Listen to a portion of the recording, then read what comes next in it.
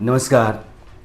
दुनिया इस बात की अटकल लगा रही थी, अनुमान लगाया जा रहा था कि अमेरिका के हमले का ईरान क्या जवाब देगा। ईरान के परमाणु ठिकानों पर अमेरिका के B-2 बॉम्बर्स ने जिस तरीके से बमबारी करके उसके उन तमाम 3 ठिकानों को नष्ट करने का दावा किया है, जहां बतौर इजराइल और अमेरिका ईरान परमाणु बम बनाने की तैयारी कर रहा था। उसने यूरेनियम को एनरिच्ड फॉर्म में इतना कर लिया था कि वो परमाणु बम बना सकता है, इसीलिए अमेरिका ने हमला किया। इस हमले का जवाब ईरान देगा, ईरान ने यह साफ कर दिया था।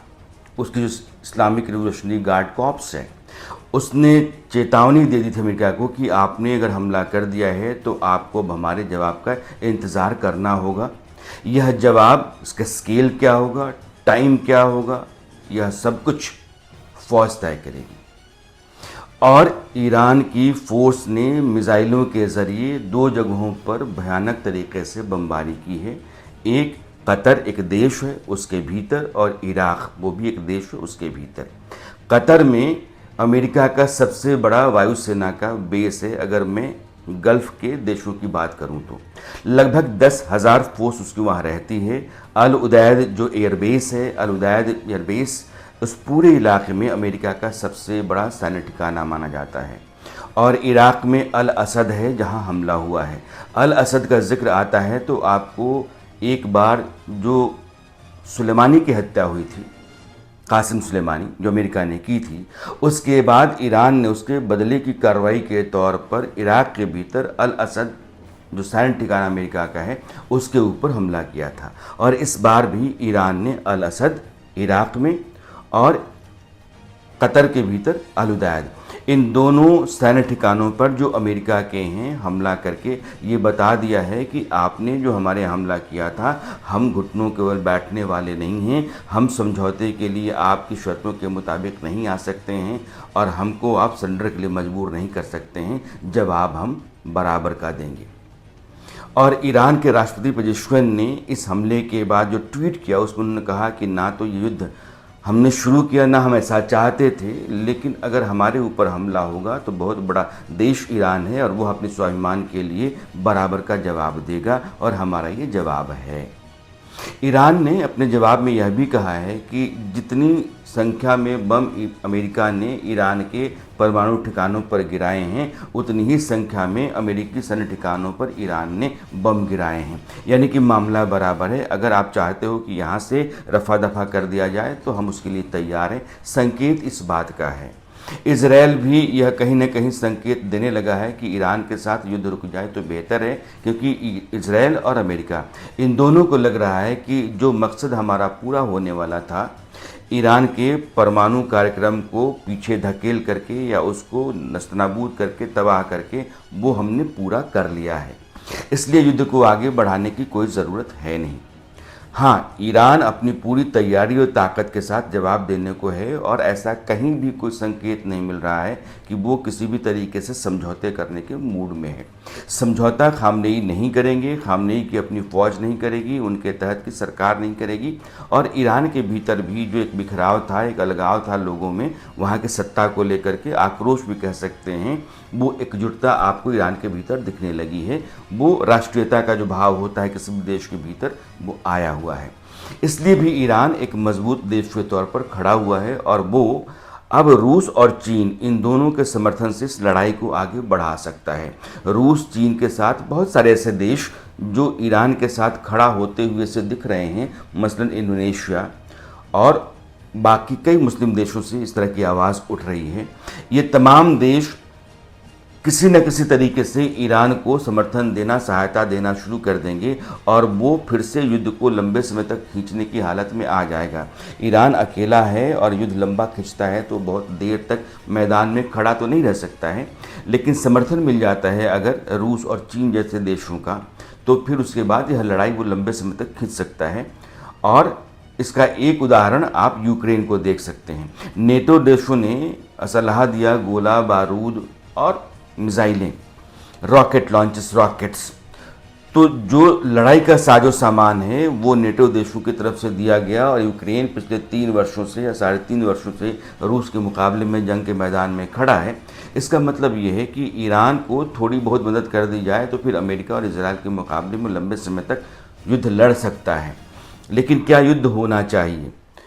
अब ईरान इस मूड में दिखता हुआ सा लग रहा है कि वो अपने हाथ में जितनी भी ताकत उसके पास है दुनिया को नाथने और बांधने के लिए वो उसका इस्तेमाल करना चाहता है।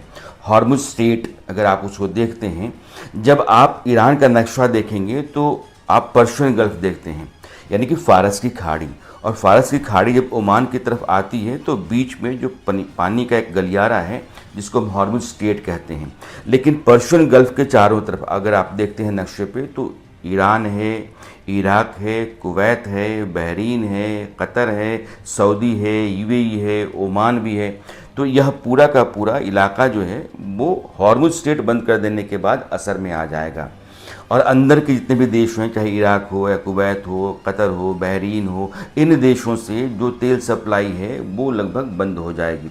भारत को उससे नुकसान होगा क्योंकि भारत का एक बड़ा हिस्सा तेल का इन्हीं इलाकों से आता है, इन्हीं देशों से आता है। ईरान से जब हमने आयात बंद किया है तो रूस से आयात बढ़ाया, लेकिन बाकी हिस्सा अरब के देशों से आता है। तो हॉर्मुज स्ट्रेट को बंद करने के बाद दुनिया का जो कुल टोटल तेल व्यापार है उसका 20% इसी इलाके से, इसी रास्ते से होता है। तो उसमें जाहिर तौर पर बहुत असर पड़ेगा। दुनिया के कई देशों में तेल के दाम बढ़ेंगे। तेल के दाम बढ़ने का मतलब है महंगाई बढ़ेगी, और महंगाई बढ़ेगी तो कई देशों के ऊपर उसका असर पड़ेगा। सप्लाई चेन के ऊपर भी असर पड़ेगा। तो यह युद्ध जो है दुनिया के कई देशों में नहीं बल्कि तमाम दुनिया को प्रभावित करेगा, और इसका नुकसान किसी न किसी तरीके से हर देश के हर नागरिक के ऊपर गिरेगा। तो अब सवाल ये है कि क्या यह युद्ध आगे बढ़ेगा? ईरान को जो करना था उसने कर दिया, अमेरिका को जवाब उसने दे दिया है। और आप देखें तो पूरे इलाके में जैसे इराक और कतर के ऊपर हमला किया है, लेकिन अमेरिका के जो ठिकाने हैं वो इन तमाम देशों में हैं। कुवैत में है, इराक में है, बहरीन में है, कतर में है, यूएई में है, सऊदी में है, जॉर्डन में है। इन तमाम देशों में सैन्य ठिकाने हैं, और इस इलाके में कोई ऐसा देश नहीं है, कुछ एक देशों को छोड़ के, जहां अमेरिकी फ़ौज बैठी नहीं है। और वो वहां से ईस्टर्न यूरोप और एशिया के तमाम देशों को हैंडल करने के लिए रणनीतिक तौर पर बिठाई गई है। ऐसे में ईरान ने जब कतर और इराक के भीतर सैन्य ठिकाने अमेरिकी जो हैं उनके ऊपर हमला किया है, फिर से उसने चैलेंज किया अमेरिका को कि अगर आप लौट करके पलट करके अपनी धमकी के मुताबिक आप हमला करना चाहते हैं तो आप यकीन मानिए कि हम फिर से बराबर का जवाब आपको देंगे। और यह संकेत इस बात का है कि अगर अमेरिका और इजराइल ईरान के ऊपर ताबड़तोड़ बमबारी करते हैं, उसको सबक सिखाने पर आमादा हो जाते हैं, और उनको लगता है कि अमेरिका और इजराइल ये दोनों मिलकर के इराक में रिजीम चेंज कर दें, खामनेई को हटा करके अपने मुताबिक कोई सत्ता बिठा दें, एक लंबी लड़ाई चाहे जितनी लड़नी पड़े, ताकतवर लड़ाई चाहे जितनी झोंकनी पड़े ताकत, लड़ करके और यह तुरंत कम समय के भीतर ही किसी निर्णय पर पहुँच लिया जाए, तो यह आसान नहीं है, दूर की कौड़ी है। ईरान का जो मौजूदा शासन है और उसकी जो सैन्य ताकत है उसने कहीं ना कहीं यह संकेत दुनिया को, खास करके अमेरिका और इजराइल को दे दिया है कि इतनी जल्दी अगर आप निपटा देना चाहेंगे ईरान को तो ये संभव दिखता नहीं है। और ईरान की अपनी तैयारी लंबे समय से है, उसके पास इतना असलहा, रॉकेट, मिसाइल्स और बाकी जंगी सामान हैं कि वो लड़ सकता है, लड़ने की हालत में है। और ये लड़ाई लंबी खिंचेगी तो इसमें कोई भी अंदेशा नहीं होना चाहिए कि दुनिया के कई और देश आकर के ईरान के पाले में खड़ा होंगे, वो प्रत्यक्ष या परोक्ष रूप से उसका समर्थन करेंगे और उसके पास फिर से ताकत आ जाएगी खड़ा होकर के मुकाबला करने के लिए। लेकिन एक ही बात है कि ईरान को जवाब देना था, उसने कह रखा था अमेरिका को कि हम आपको जवाब देंगे, उसने दिया है। कहा यह जा रहा है कि इस हमले से पहले उसने अमेरिकी सरकार और कतर की सरकार को बता दिया था कि हम जवाबी कार्रवाई करने वाले हैं और हमारा निशाना अल उदैद एयरबेस होगा जो अमेरिका का है, अल असद एयरबेस होगा जो अमेरिका का है, और इन दोनों के ऊपर हमला करके उसने अपना मकसद पूरा कर लिया है।